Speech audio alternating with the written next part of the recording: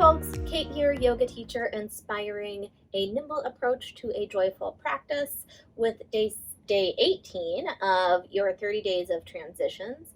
And today we're going to talk about moving from Warrior 2 to High Lunge. Really only two ways that we're going to go over doing this, but before we get started on the actual transition, I want to break down some movements that may or may not happen during this transition.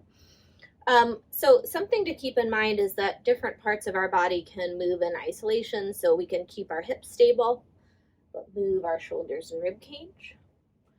We can keep everything else relatively stable and move our hips. We can move our knee while our hips are stable, and same thing with our ankle. And that, depending on your range of movement, how healthy your joints are, it's good to have all of that isolation. And at other times, we want to make sure that we're supporting the joints and moving multiple areas as a unit at one time. And that's what I want you to think about as we're moving from Warrior 2 to High Lunge. So go ahead and set yourself up in your Warrior 2. Your front heel is bisecting your back arch. Your front knee and toe are pointed in about the same direction here. And we're going to keep everything wrapped in a nice strong hug around the middle. Now, our first option here is we're going to keep this front knee bent. And we're going to keep this whole long line from our ankle all the way up to our shoulders moving as a unit as we pivot around. Okay, so we're going to keep it nice and strong here.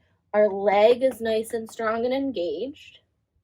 And we're going to use our hips to pivot onto the toe or onto the ball of our back foot. And everything kind of moves as a unit. Okay, so our hips are driving this, but everything is connected from the ankle all the way up to our shoulders. So let's try again. Big inhale. Exhale, wrap your belly in a hug. We're going to let the hips pivot onto the ball of your back foot. Okay. Now your other option, if you're kind of trying to get all of that coordinated, your front leg is getting tired. Okay, we just straighten the front leg, not hyperextend it, but straighten it. And we do the same thing. Okay, we're going to keep everything wrapped in a hug. Everything is nice and strong.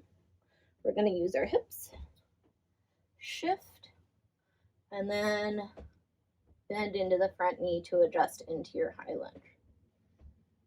Okay, so for this transition, we want to keep everything nice and strong and working as a unit to just pivot forward to face your front leg. So let me know how that feels for you, and I will see you guys tomorrow.